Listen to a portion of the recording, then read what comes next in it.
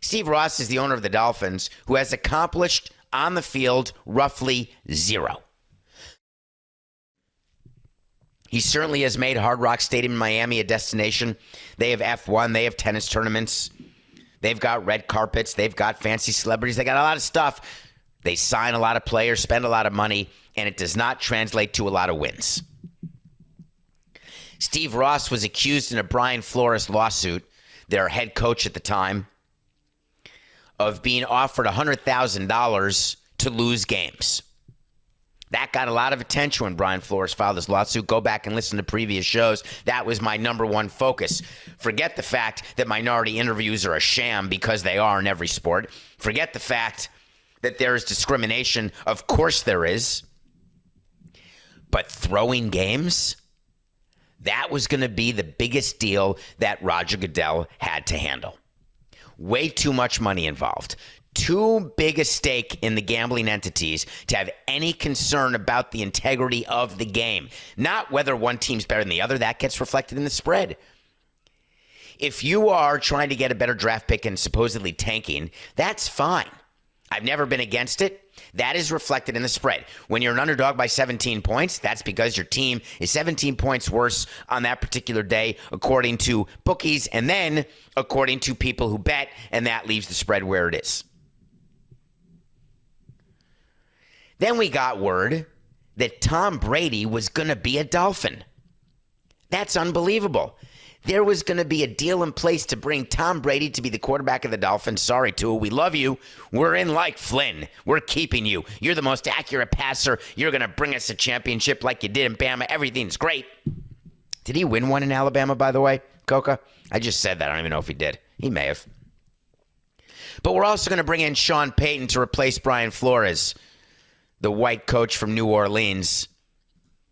But then Brian Flores filed a lawsuit, and bing, bang, boom, you got Mike McDaniel, a minority head coach in Miami.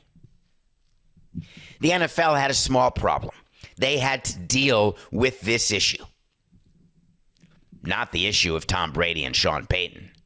Not the issue of tampering. They had to deal with the issue of throwing games. If an owner is offering $100,000 to lose a game, that's going to be a problem. So the NFL did what all the leagues do. They hired Coca and Samson to investigate. We hired Mary Jo White. Quite a living she makes off these investigations. And yesterday the announcement came, and it was a doozy. Stephen Ross has been suspended until the middle of October, fined $1 million, a limited partner fined $500,000, or maybe $1.5 million plus $500,000. The Dolphins were stripped of a first-round pick and a third-round pick. What a punishment. Let's read the fine print. What were they found guilty of? Did Steve Ross throw games? Nope. Steve Ross was involved in tampering when Tom Brady was a Patriot and a Buccaneer. Rampant, excessive tampering of another player. Tampering of an existing head coach. Here's how tampering works. You call up the player agent, you call up the player, you call up the coach. You say, hey, we're not supposed to talk, but we have great interest in you. Let's see if we can make it happen.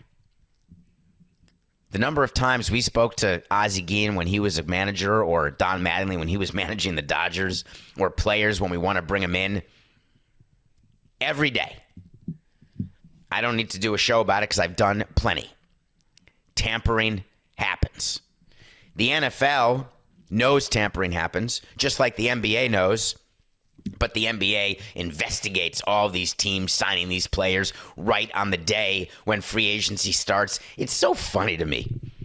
The NBA wants players to sign on the day free agency starts, but then says, oh, don't tamper. How exactly did those signings happen? Give me a break. So the NFL said, Steve, what you did wrong is your rampant, excessive tampering. But as for the $100,000, we know you said it. We found it to be true, but no one believed it was a real offer. Do you know how many times I've dealt with owners who say things that I know aren't real offers, except the people who hear it think they are. I promise you, if we win this game, I'll get you that. If we get to the playoffs, I'll get you this. If we do that, this. Are you joking? No, I'm dead serious. It's not going to happen. When your boss comes up to you and tells you something, do you have the luxury of deciding whether or not it's a real request? When your boss comes up and says, hey, I'd like to offer you X or Y, do you just say thank you? Do you ask for clarification? Do you ask for something in writing? It depends, doesn't it? You never ask for something in writing when you know it's something off the books, something that may be not exactly fully kosher. Think Brian Flores responded to Stephen Ross saying, hey, can I get that proof? Can I send you my wiring instructions? The NFL wants you to believe that the offer made by Steve Ross was not genuine, not real, that no one reasonably could have expected to have gotten paid $100,000 to lose a game. And the proof is they won 2 games at the end of that season, which hurt their draft position. My side hurt from laughing. That's not what needs to be addressed here. Not whether or not the Dolphins won an extra game or 2. Whether or not you have an owner who, in addition to having a bad team, wants to put a bounty on wins. But Steve Ross did not take this punishment well. That's what the NFL wants you to believe. This is where leagues and owners get together. It is critically important that leagues and owners discuss when there's going to be owner discipline and what the result of that discipline will be and what the memo will say from the league, what the statement will say from the owner. It is all done in concert. The NFL doesn't get a tweet from Adam Schefter. Oh, I guess that's what Steve Ross thinks of this suspension. You think that Roger Goodell called Steve Ross on a random Tuesday and said, hey, Steve, the results just came in. You're suspended till October. You can still go to games, but no league meetings. You're off all the committees. Can't be involved. Full Daniel Snyder. Don't worry, Stephen Ross isn't going to know a thing. He'll have no idea what the game plan is of any game. He'll have no idea what's going on in training camp. He'll have no idea of any roster decisions. He's going to be out of the loop. You want to buy the Triborough Bridge? You could rename it if you want.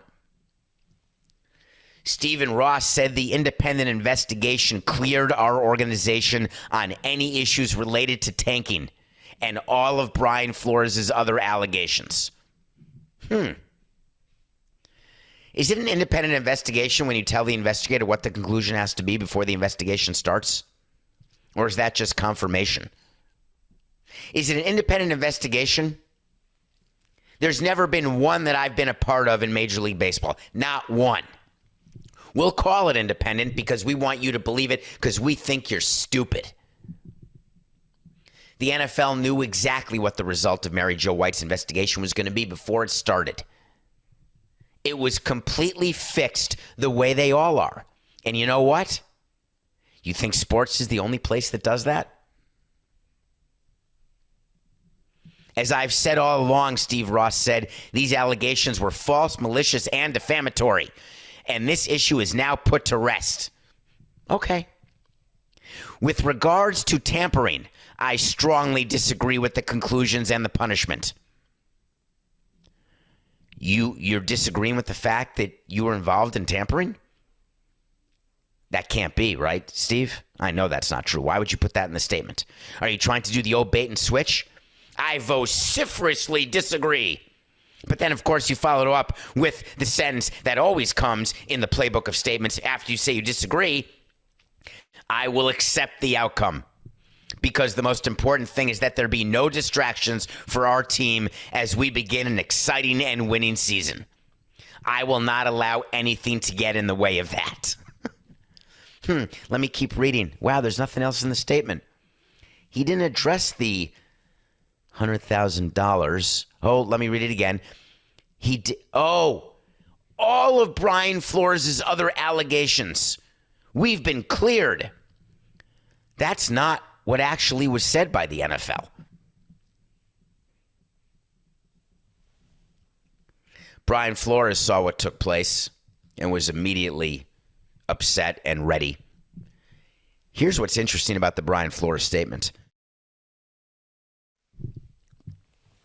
He was not given advance notice of this. He said he's thankful to the NFL's investigator that he found my factual allegations against Stephen Ross to be true. He's disappointed to learn that the investigator minimized Mr. Ross's offers and pressure to tank games. While the investigator found that the Dolphins had engaged in impermissible tampering of unprecedented scope and severity, but Steve Ross said, hey, I disagree with that conclusion. It's not unprecedented. He's right, actually. You know what? Coca, try to mix this into that Steve Ross when we talk about his statement. Just mix this like 10 seconds in. Ready? 6, 8, 9. Steve Ross had it right in his statement because damn it, hold on. Welcome back, a little rusty. All right, Ron Palello, we're going to go at it again. 4, 8, 9. While Steve Ross said in his statement that he's been cleared of all allegations, the NFL said there was tampering that was of unprecedented scope and severity. Unprecedented. Is that sort of like Madonna when you're like a virgin? I don't quite get that. Unprecedented. Tampering's tampering. Stephen Ross will avoid any meaningful consequence, Brian Flores said. When the integrity of the game is called into question, fans suffer and football suffers. Do you notice that Brian Flores' statement was focused on the 100,000, not the discrimination, not the sham interviews? The tampering really had nothing to do with Brian Flores except it hurt his feelings. Brian Flores' camp of lawyers understand that their best foothold is to continue to pound the fact that Stephen Ross wanted to pay for the losses. So where are we left here? I'll tell you where. No change.